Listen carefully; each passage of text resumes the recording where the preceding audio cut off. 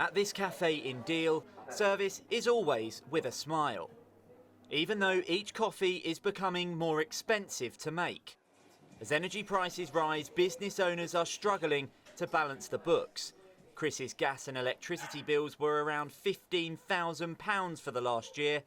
He's just been given a quote for the next 12 months, an eye-watering £100,000. We lose sleep over this every single day. It's the thought that doesn't leave our minds at any point. If I sign into a contract, it's business suicide. Really, I can't afford to pay those kind of rates, especially if it's for a year, 2 years, 3 years.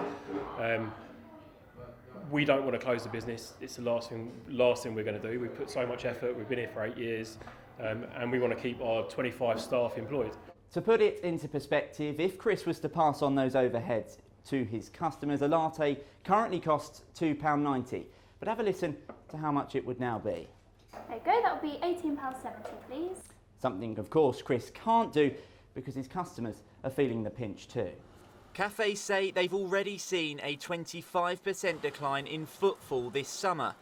Unlike households, companies do not have a cap on their energy bills, leaving them at the mercy of their suppliers.